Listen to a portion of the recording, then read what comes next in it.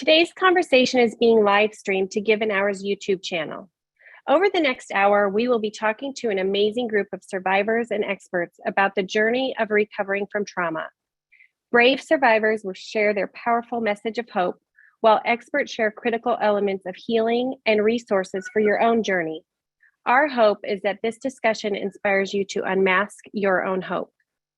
Before I hand the discussion over to our moderator, I'd like to go over a few helpful pointers about interacting in today's webinar. During today's conversation, the chat and question and answer features are enabled. Please use the chat feature for any administrative or technical questions, and use the question and answer feature to ask questions of the panelists. If you do not have the opportunity to get an answer to your question today, we will follow up with you via an email. We will also be posting a few polls throughout the webinar. The answers will be anonymous, so please participate if you are comfortable. I see a lot of you are chatting where you're joining us from. Thank you for doing so. And once again, welcome to you all. Participants, will you now turn on your videos? While they do that, let me introduce our moderator for today. Bob Steed is an Army veteran who served as a combat medic. After his service, he earned his master's degree in clinical mental health counseling from the University of Texas at San Antonio.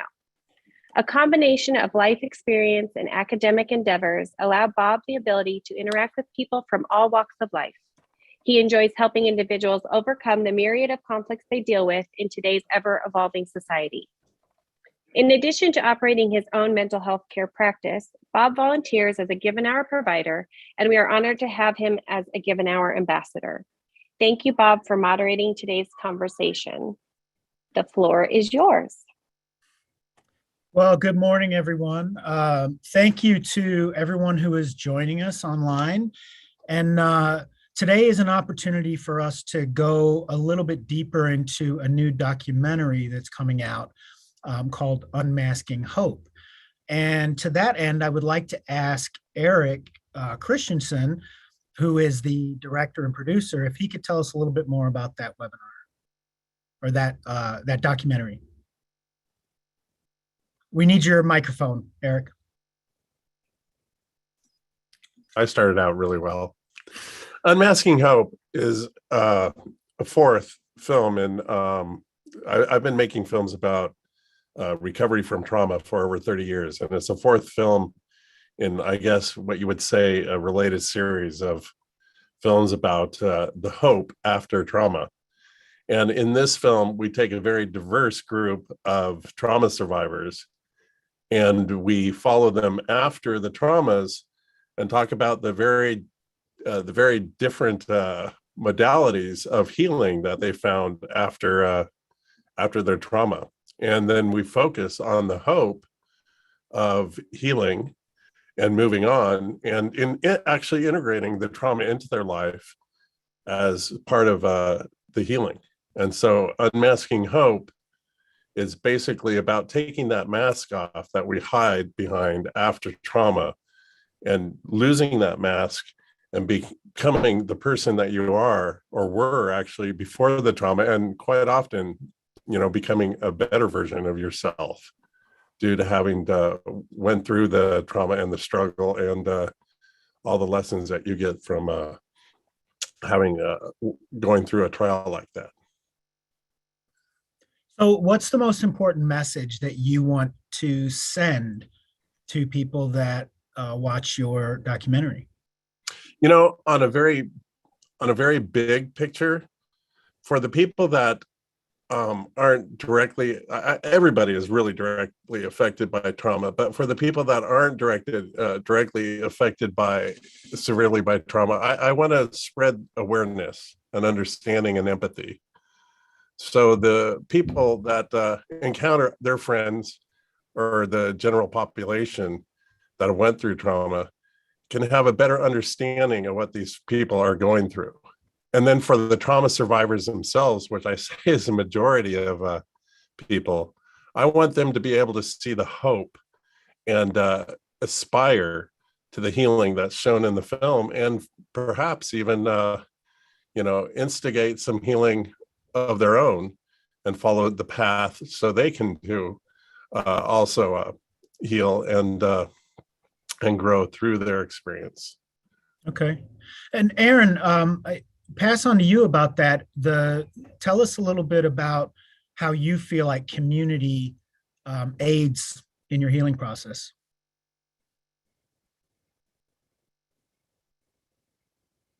Oh, me? No, Evan. Evan, I'm sorry. Oh, I'm sorry. I thought you said Aaron, and I was like, No. I didn't know who that was. Yeah, I mean, I think that, a lot of times if you're around me much, you'll hear me say that we can't be the best version of ourselves by ourselves. We need other people to come around us. And I think that obviously trauma a lot of times forces us into this place of sort of deep isolation, right? We tend to pull away from the very people a lot of times who ask us the difficult questions, who dig into those painful places where we don't really want to go, right?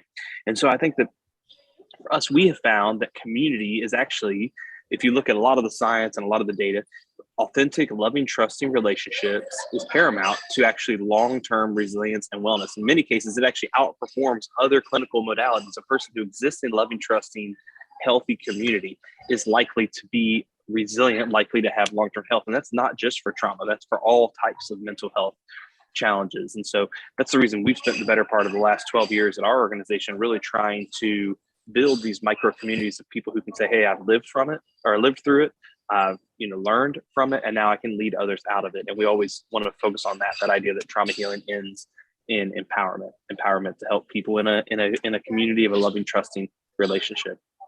okay. Dr. Etkin, how do you feel like people in your family or in your close community can best support you if you're going through trauma? I mean, one of the things certainly about trauma, and this is speaking as a psychiatrist, is that it's very isolating. It happened to you, and this is certainly for interpersonal violence as a source of trauma. You may have been the only person there. And so, a space and understanding from others around you who didn't go through it and who, may have a hard time even identifying with what the context was, is important. Understanding also that the reaction to trauma for some people can be embarrassing, that they ought to have fought back, or they ought to have helped this person, or they ought to have escaped. There's a guilt component to it. And it may not seem logical. And so people around somebody who's experienced trauma have really got to give them the space to express how they felt. Because, some of the things that happen are entirely, it feels like, and certainly our understanding are out of your control. How present you are in the moment, your sort of the sensation of leaving your body, dissociation as it's called, can incapacitate people. And that's our brains functioning in a time of high stress. And that just needs to be understood in an accepting, open way. Yeah. Sometimes the safest way for us to experience trauma is to shut it down, right? Just completely block it out and pretend like it never happened. So, Molly, can you tell a little bit about your process and recovery and how your community has supported you? Yeah, absolutely. I kind of went with the shut down the trauma and try to ignore it at first, and that didn't really work out too well for me. So through Give an Hour. Can you share just a little bit about your trauma so people have context? Yeah, sure. So I was at the Route 91 Harvest Festival shooting, and then just a little over a year later, I was at the Borderline shooting in Thousand Oaks, California. So it was more local to me. So during that whole first year after Route 91, I was very much just trying to ignore it. It didn't happen. It was in Vegas and I came home to California. So I was hoping for an out of sight, out of mind type of thing.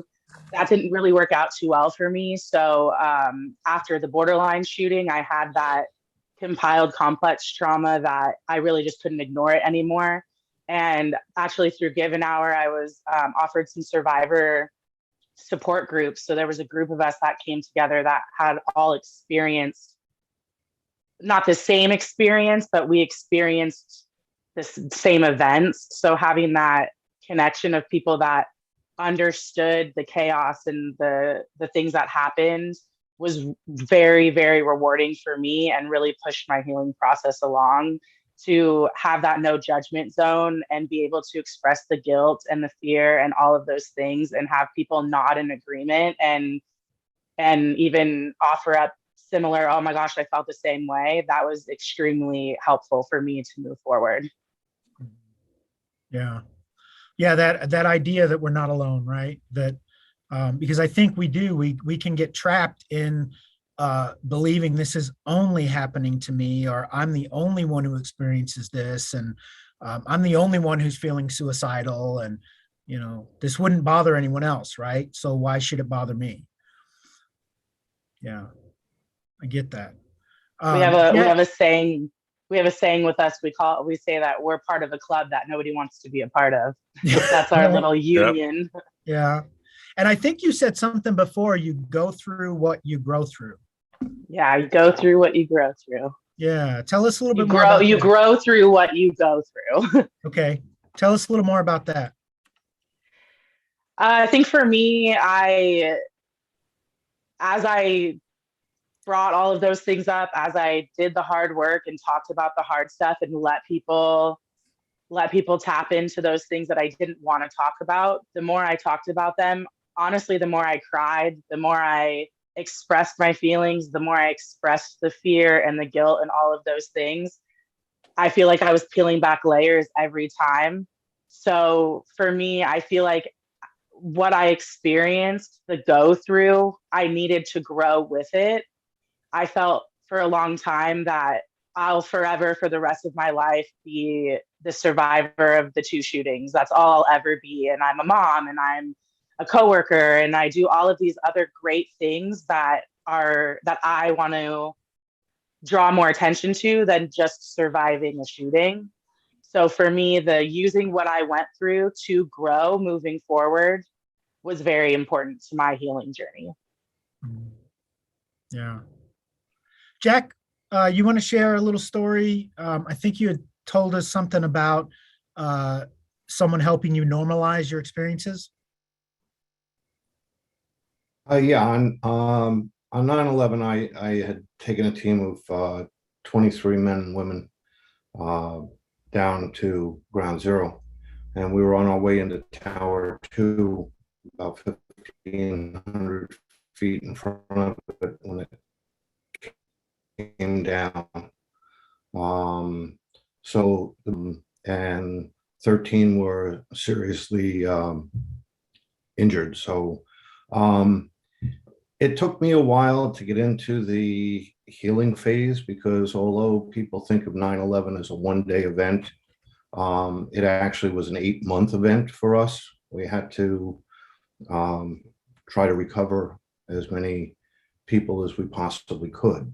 As a matter of fact, today is the 20th anniversary of when I recovered one of my men. So if that gives you an idea of, how long the process was. So as a leader, I had to be the strong person. So I didn't have that opportunity to really address issues until well after 9/11. But, the one thing that was of great value to me was when a counselor said to me, if I didn't feel the way that I felt, because we all feel abnormal because we've been through something and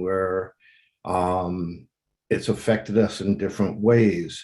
One of the providers said, and I think it's a very valuable lesson that I learned, was that if everything that I went through on 9/11 and the months after 9/11, if I didn't feel the way that I felt, I wouldn't be normal, because a normal person would respond to the traumas that were experienced.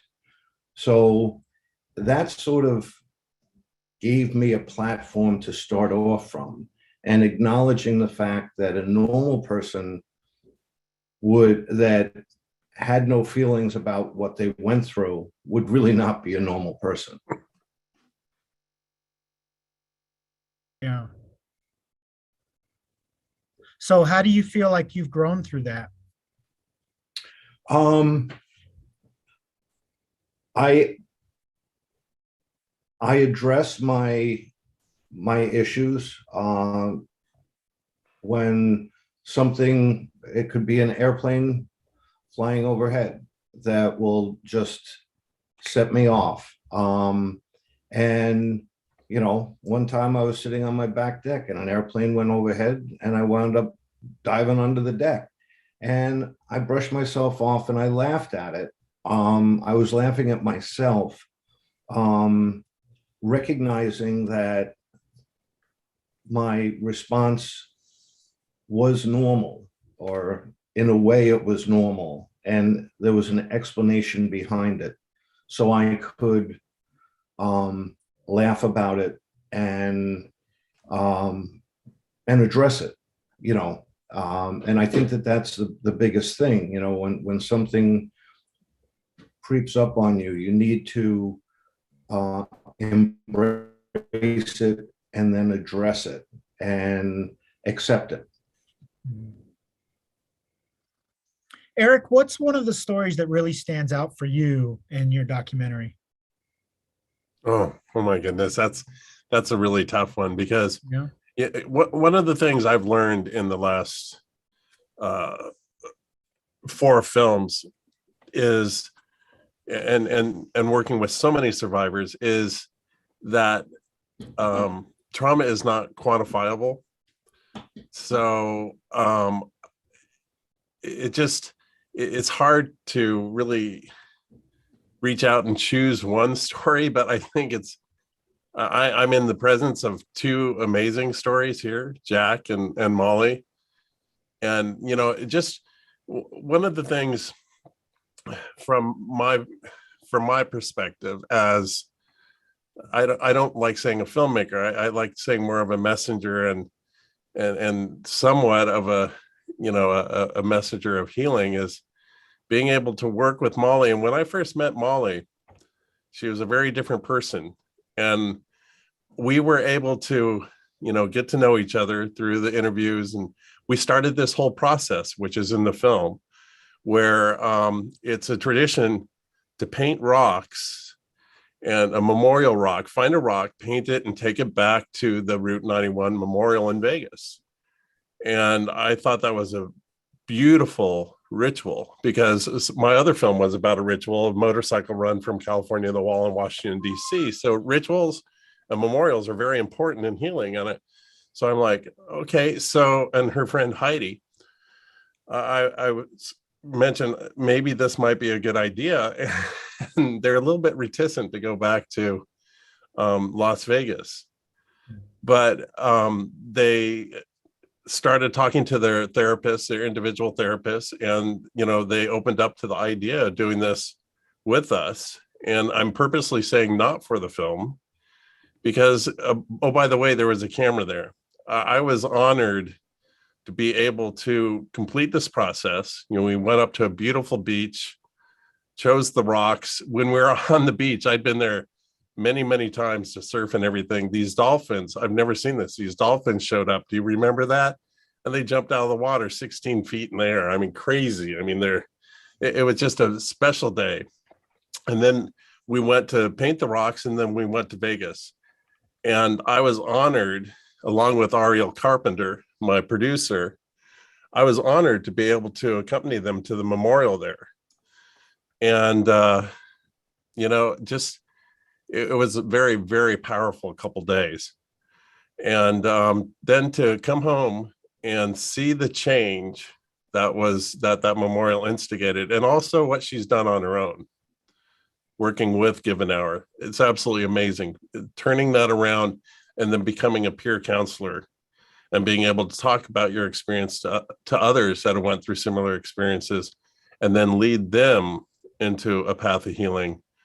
That's an amazing thing. And it's amazing. The story is just watching that happen and being honored to know somebody brave enough to grow and to move through that and to like confront it head on. And part of that process was going to Vegas, and I was able to be part of that. And same with Jack. I was able to go down to the 9/11 memorial and share some time with Jack, looking at the names on the memorial there.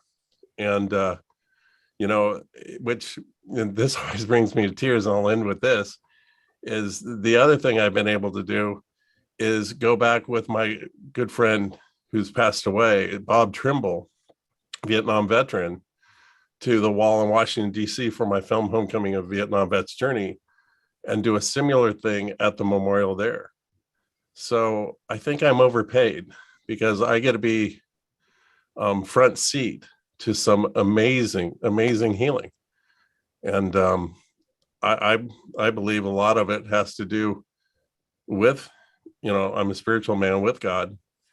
And no matter how you look at it, it's just amazing to be out there and watch it and be front row. So, and oh, by the way, I get to make a movie too, because the movie is very secondary to the fact that I get to be able to be there and meet these people and be part of their healing. But I think the movie is important in that it shows people that recovery and healing is possible. Like it's not just a storyline in a movie, right? It's an actual real life person. Molly and Jack have lived this, and they've been able to come out of the other side. And oh, so, exactly. Yeah. And you know what? But I think it's very important though, as a way of my methodology in working, I guess you would say, in making films, is anybody that's a crew member that comes on, I tell them the survivors and the people are first, not the film. And so that's how we're able to capture this and get it on film, I guess, for lack of a better word, because honestly, my heart is first with the people and the healing, and then the film kind of captures that whole thing. And I think that's the difference in my films and other films, is that it really is an overall experience. And as I said in the very beginning, it goes to a whole nother kind of experience when it is done and other people see it. And then the awareness and the empathy and then the connection and the aspiration to heal from other survivors starts to happen. I mean, it's amazing. Yeah. Jack, Alan was wondering, do you feel like being the strong person was right for you? Do you feel like the length of time it took you to get to a place where you wanted to seek healing, do you think that time was appropriate, or should you have started sooner? I actually didn't have a choice. My role was director of emergency services. So all of the men and the women that were injured were under my command. I needed to provide mental health for my employees. I needed to provide mental health for the families of my men that were killed. I needed to watch out for everybody else. So therefore, I didn't have an opportunity to even evaluate myself, because you know, obviously 9/11 was devastating to the city. If any terrorist in their right mind would have realized how they destroyed everything from vehicles to personnel to everything, we had a lot of work to get ourselves back together. And as being the director, I had to watch out for my staff. I had to coordinate trying to find our two men that were missing. So I really didn't have the opportunity, and I think I would have failed my staff if I had not continued in my leadership role. Molly, I'll ask you the same question. The length of time that you took to process and get to a point where you were looking for healing, how do you feel about how that played out for you? I think for me, I focused a lot on myself. I'm very lucky. My family and everyone around me was very focused on me moving through this and doing my process myself. There wasn't any rush or timing or anything like that. I really just focused on, I have a daughter, and my thought process was I have to be okay to make sure she's okay. So my mental health became my top priority, and everyone else just kind of like picked up the pieces behind me. So I was extremely lucky to be able to move through my healing process at my own pace. I would have preferred to start a little earlier had now that what I know now. But I think for me, everything kind of just came along at the right time. I did the next right thing, and the opportunities to heal further, the retreats, the programs, all of these things came when I was ready to do it. I think if I would have rushed it or been seeking these things or been I need to heal, I need to go to therapy, I need to do this every day, I need to do all of these things, I wouldn't have been able to focus as much on myself and my process. It's more of like a peel back layers as we go type thing for me. And I think everything that I did came in time perfectly for when I needed it to come. Okay, thank you.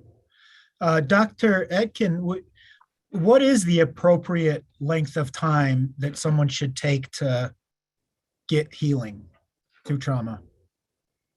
So one of the things actually that's interesting in hearing the stories is that generally speaking, when you look at populations at writ large, they tend to wait a lot longer, not necessarily for good reason, but tend to wait a lot longer before seeking help. And we know that that's not a good thing. So generally speaking, in the first month or so, maybe couple months at most, if you you have sort of a window of opportunity to kind of recover, the normative response, remember, to trauma is what most people have as their response is to recover. And so that's kind of accelerating that path is that initial window. Once PTSD essentially has become more chronic, there's really no benefit to waiting just from an outcome perspective, but the person may not be ready to seek the help. And that's really the challenge. I think that's changing. That's, with our understanding culturally, what PTSD is about, what recovery from trauma is about. But unfortunately, the main tools we have right now to help people are types of psychotherapies that require a lot of time and effort, dedication from the patient. They can be hard. You're facing really one of your biggest stressors, one of your worst nightmares in your life. So that's not easy for anybody. Medications, we don't have very many medications, so there's just not that much that we can offer at the moment, though as a physician, we try to treat patients as best we can with the tools we have. The more chronic the PTSD, and I'm using PTSD here as one diagnostic label. The effects can come in many labels, but also kind of in between the cracks of our diagnoses in terms of how we define them. The more chronic it gets, you can get a lot of flow-on effects on general health, things like cardiovascular health, risk of stroke, obesity, all of these things that then can continue to make one's life worse. And all of that, actually the root of all that being the trauma. So the sooner the better, but you have to be ready for it. And that's really the challenge. And I think that's what you're also hearing in these stories is, just because that there's a problem and that you need a solution doesn't mean you're actually ready to accept that solution and what it really takes to go through it. And so that's back to what I was saying before in terms of family members, friends, loved ones, that you've got to kind of accept what seems illogical from the outside, that's what the person has to go through and that's their timing. But if we could get to, right now there's research being done in the emergency room to see if we can intervene at that time when somebody comes in who's experienced the physical side of a trauma. So they're in the emergency room because they, maybe they need stitches or, need surgery or some other bigger trauma, that may be a point to intervene psychologically or medically for psychological purposes that prevents a lot of the downstream effects. And hopefully in the next 5 or 10 years, we'll see something coming out in that direction as well. Okay. Evan, how do you feel like loved ones can intervene? Because we know we have a huge gap in available clinicians with people that are struggling. So how do you feel loved ones can step in there and fill the gap? Yeah, well, first, I apologize. I'm in a hotel lobby, so I apologize for people walking behind me every now. This is not my living room for those of you watching. I wish my living room was this plush. So it's actually going to build on what Dr. Etkin was just saying. Let's say there was an earthquake. All of us at this moment would basically say, hey, let's find safety. Let's do whatever it takes to get to a place where we can find some level of safety. And sometimes what happens is people who are in our lives and our families, they want to come in moments after the earthquake has just happened, or maybe even while the shock, the aftershock, if you will, of that earthquake is still happening in our lives. And they want to start talking to us about rearranging furniture and about patching holes in the drywall and getting life quickly back to this safe, healthy, vibrant place. While you still feel like, holy cow, there's still, after waves coming of this earthquake that's going on in our life. And so I think the first thought is how long. I would say it partly depends on how quickly safety and stability. Those are the three elements that at Reboot we teach about. Safety, stability, and support are sort of the three pillars of what it takes to overcome trauma.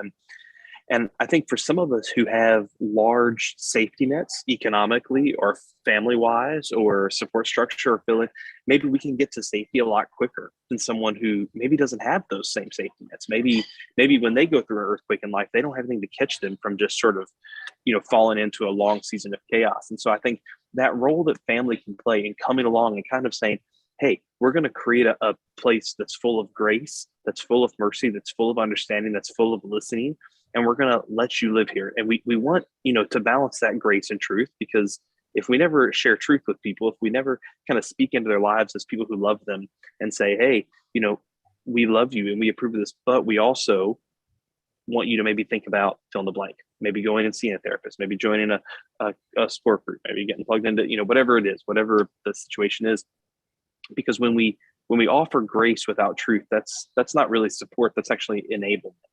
And so we don't want to enable people to stay stuck, but we also don't want to come across condemning or judgmental. But I think the role that we can play first and foremost is bringing some safety and bringing stability into a person's life. Sometimes when everything is around you is shaking, it's really helpful to have just 2 or 3 anchor people that are rocks, that are stable, that are going to be there come what may. And I think a lot of times, our job is not to come in right away and start rearranging furniture and getting life back to the way it is. Our job is to be stable and to simply be people of great peace. One of the things I just spoke about a couple of weeks ago was irrational peace. We talk about irrational fear. How can we develop irrational peace? And one of the things is you find people who are people of peace, who you can cling to when everything around us is shaking. And that is our role as caregivers. That is our role as spouses. That is our role as parents. That is our role as children of parents, is to be that for people. And I think it's one of the most beautiful things. And bluntly, my wife, who's a clinician, it's something that maybe clinical people can't necessarily offer because they don't have the same accessibility. And there's not enough of them, right? I mean, even her, she can't be that for all of her patients all the time. It's just humanly impossible. And there's a gap there. And that's where Give an Hour, Reboot Recovery, and all these other great organizations are stepping in to say, hey, let's fill that gap. Let's be these people of peace. Let's be this voice of stability. Yeah. Molly, how do you feel like when you were going through what you were going through, what was the most beneficial or the most supportive thing that others did in your space that helped you keep moving? It's the acceptance of that it might not be rational, but to me, that's my truth. When I was having responses to triggers, or nothing would be happening in my brain would get triggered by a thought I had. There wasn't a physical thing that was happening, but my body was responding. And most of the time I couldn't even vocalize what the trigger was or what my feelings were, but my body was responding. And it took a little bit of time and practice and communication with the people around me and my family, but to just sit with me in those times of like, I understand you're triggered. I understand you're upset, instead of being like, well, nothing's going on. You're safe. It's not going to happen. You're fine. We're at home, but understanding that's what I'm feeling right now. And to me, that's my reality. So the acknowledgement that they might not understand, but they understand that that's what I'm feeling, was very helpful. And for me, one of the things that we practiced and learned is kind of like 5 things you see, things you smell, the reality of where you are. So we kind of got in the habit of like, we're inside, we are safe, you are safe. Do you feel safe? And trying to get me back to a time, a feeling of where I wasn't being triggered, or I wasn't it's your brain that kind of goes. So just to kind of reel it back in and have people around you that can acknowledge the things that are going on and kind of bring you back to reality. That was very helpful for me. Yeah. Yeah. Thank you. Jack, would you like to add to that? How people were able to support you when you were going through it? Yeah, I think that we were supporting one another, as I had mentioned, in those 8 months after 9/11. We were all working on the pile together, and there was a tremendous amount of support there. But we also were still dealing with a lot of unknown. At home, I was a single parent of 3 kids. So my kids were really, really good. And as I say, a lot of times, if I had an issue, a flashback, or as I say, if I would do something funny, it was easier to laugh at it. And I would explain to my kids why I was reacting the way I was reacting. And again, just normalized it. And again, understanding that our reactions were normal reactions for what we went through. And when the people around you start to understand that, they're not looking to make changes, or they're not trying to push you one way or another. They're letting you deal with it, and they're providing you with the support as you're trying to deal with the demons that you're dealing with. Yeah. And Jack, you had mentioned before that you felt like you didn't have the option to seek help because you had to be that support structure for everybody else, right? Correct. I mean, I had families of 2 of my guys that were killed. I mean, I was in constant support with those families, supporting them, giving them updates on what was going on. I was running down to the medical when they would think that they had recovered one of my men. I'd have to go down to the medical examiner's office and attend autopsies to try to identify my people. So I was attending autopsies 6-8 times a week. It didn't stop. It was a continuous motion, and I was working 16 hours a day, coming home, trying to keep a household afloat as a single parent, and then going back. So I really didn't have the time to sit back and look in the mirror at myself. Yeah. So let me ask everyone, is there a benefit to being the strong leader and not reaching out? Or is there a way that in being that strong leader that you can still seek out help while supporting those around you? For myself, I unfortunately did not have the time to do that. And that was my biggest problem. But it did have a major result. I mean, I literally, it was 17 years after 9/11 that I was watching a movie on TV, and all of a sudden I had tears coming down my face, and I was like,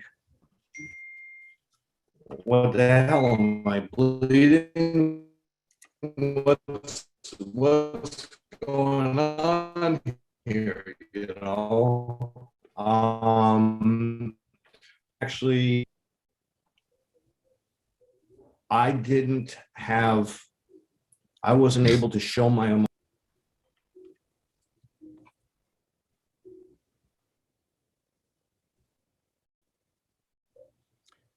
Eric, you come across so many different people when you are building the storyline for your documentaries. How do you decide which stories you want to share with the world? You know, that's a great question. And the answer is very different than what a lot of people would expect. I'm not apologetic for it. You know, I'm guided by the Spirit. And what I do is my calling. It's very different than if I was a filmmaker looking for something sensational to try to make a film about to impress people. So how do I decide? You know, it's in a way it's difficult to explain. I've been doing this for so long, for about 30 years. I too have went through my own trauma. I lost my home in the Panic Cave fire. I had self-inflicted trauma through my drug and alcohol abuse, which I'm now in recovery from. So there's a certain amount of inside understanding I have, which is actually empathy. And I believe, and all the people I see, they heal in a similar way. God has set up a way for us to heal from traumas, just like as if you were to get a scratch and it were to scab over. But if you start to pick at it, it's not going to heal right. And healing is very similar. So I see these arcs. I see these, what I would call soul arcs. I try to look into the soul of these stories because these people hand me their sacred stories. I'm so honored for them to tell me these things. So I have a sacred story to tell. And when I'm laying them all out, it starts to speak to me. And I believe it's a very spiritual experience for me. And I open myself up to that guidance. And so, you know, I got to tell you with this film, it's been tough. I mean, we had to cut out a whole location because the stories didn't fit.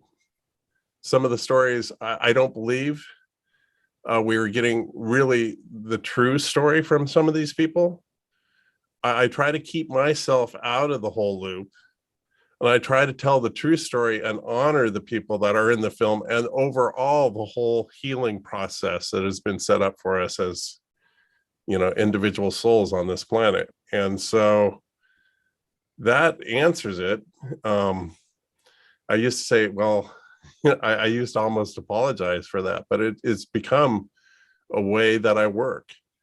And I can't really tell you, it's not just that I don't sit there and go into a meditative, situation and have these things just come to me.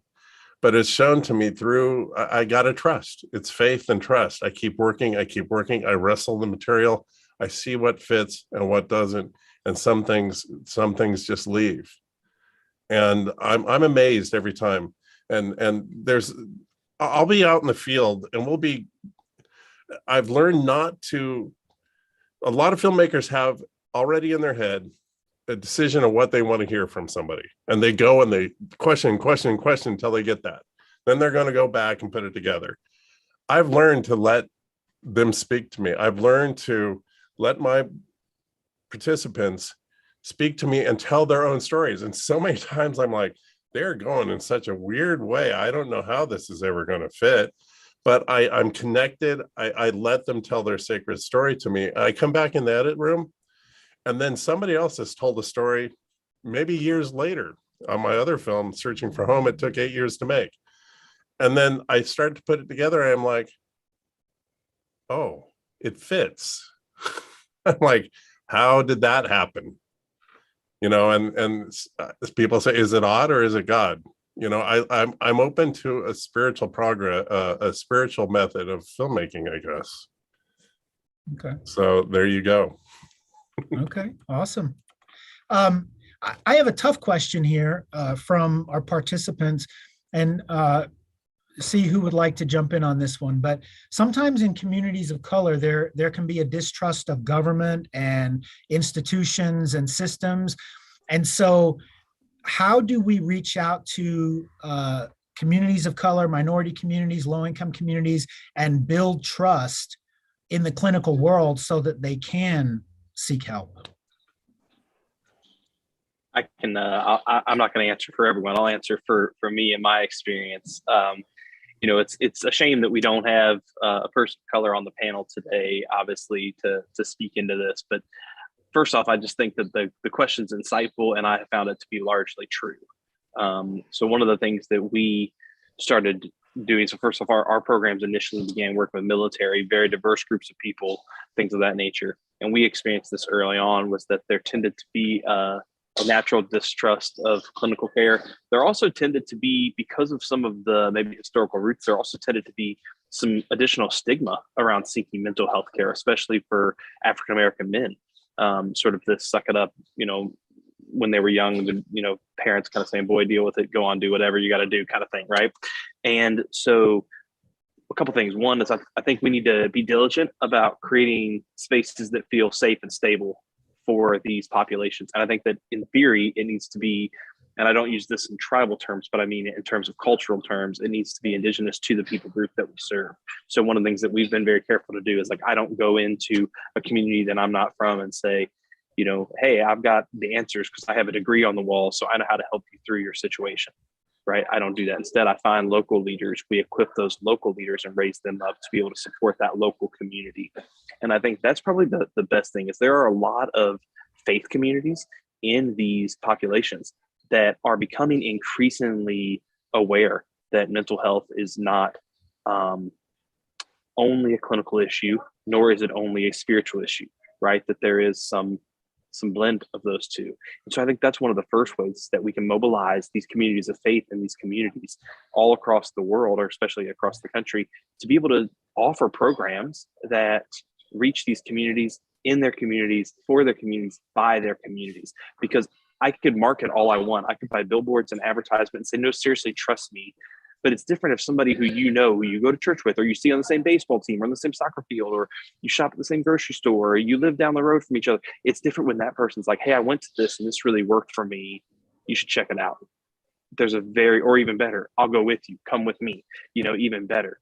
And so I think that's where we have to start, is mobilizing those existing communities and raise them up as leaders and be able to support them in whatever they need, whether that be funding or whether they need structure or programs like we offer, or whatever it may be. That's what I've found to be most successful, as opposed to saying, hey, we won some government grant, now let's go in and help this community. I've basically seen that be a massive waste of money in most scenarios. Yeah.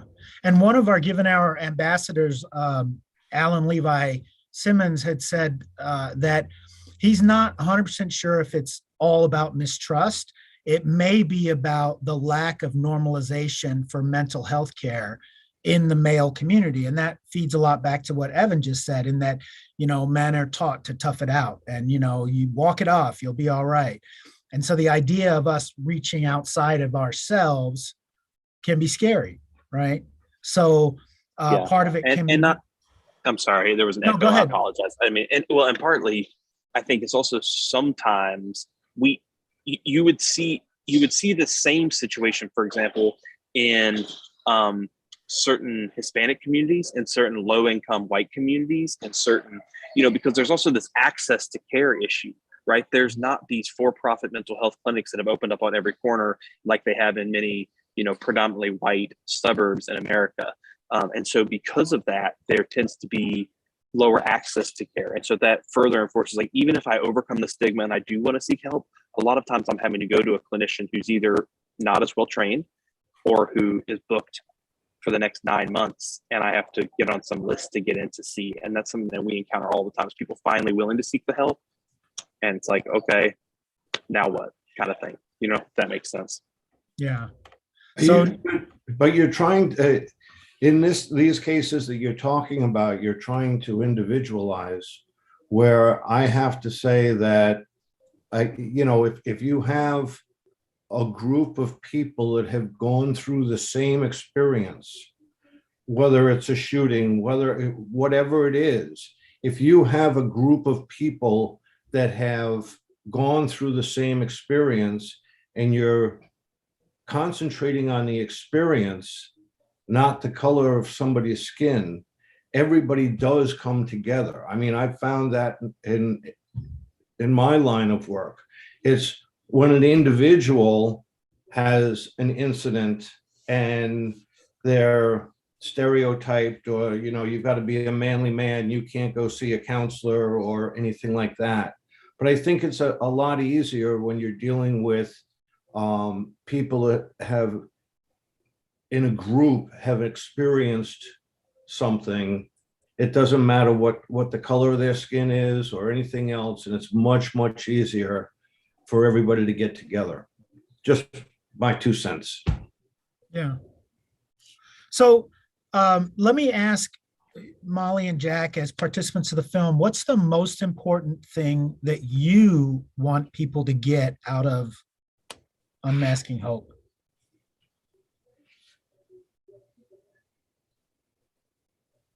I'll go first. I think for me, and I touched on it a little bit before, like obviously my trauma is shooting related. That's my general thing. For me, it's more, you're more than what you went through.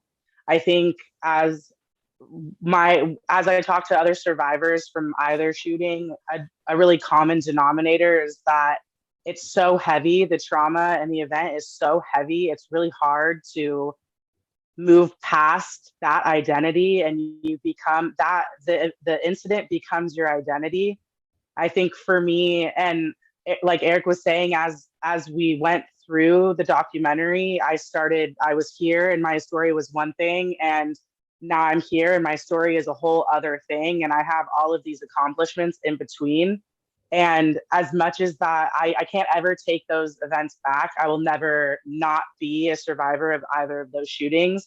But higher up on my list of things are the shooting. I survived a shooting is way down here, but there's all of these other accomplishments that I would prefer to turn light on. And then I was a survivor of a shooting. So I think for me, it's that you can get to a point where your identity is much more than the trauma that you experienced.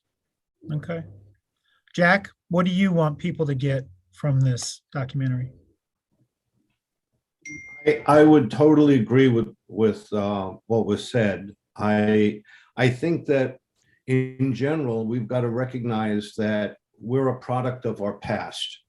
And even if there was no trauma, we are, as people, we're a product of our past, how we were brought up, incidences that took place in our lives and everything else is what molds us into what we are today.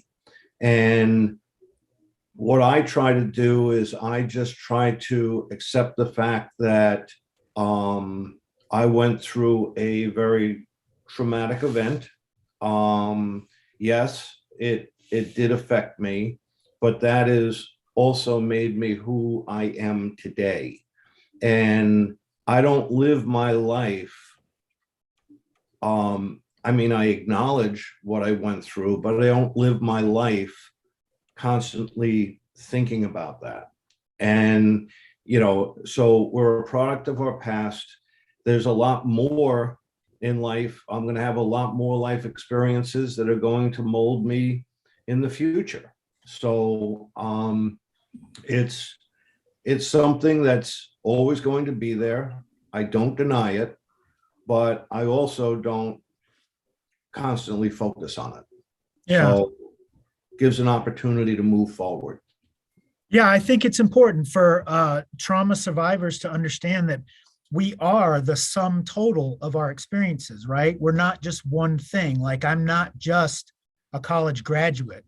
I'm not just a combat veteran. And I think if people can see it that way and group their entire life experience, it becomes a matter of percentages, right? What percentage of my life was one way versus what percentage was another? And I think that's an important idea to get into people's heads. I really want to thank everyone for being on today and for your honesty and your candor. And I'm really honored to be a part of this webinar, and then also looking forward to the documentary. Eric, I think it's coming out in October, right? Exactly. Yes, Okay. October 10th, which I believe is International Mental Health Awareness Day. It'll Okay. be on public television. And if you could actually reach out to your public TV stations starting now and say, hey, there's this film coming out called Unmasking Hope, look for it. Yeah. I'm going to hand this back to Nikki and let her take over. Thank you, Bob. And thank you all that watched and participated in today's webinar. We really are truly grateful for you attending. And to our amazing panelists and moderator, you guys had an open and honest conversation today, and we're truly appreciative of that.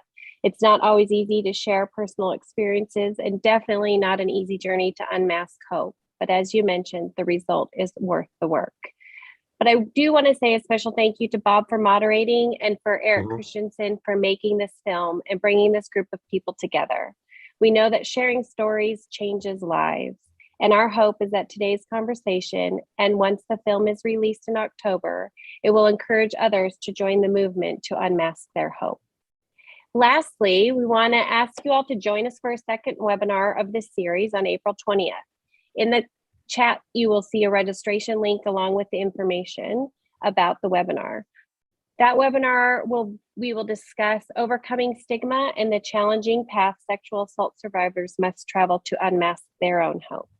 So we hope to see you guys in April, and appreciate all of you guys' participation today. Thank you. Thank you.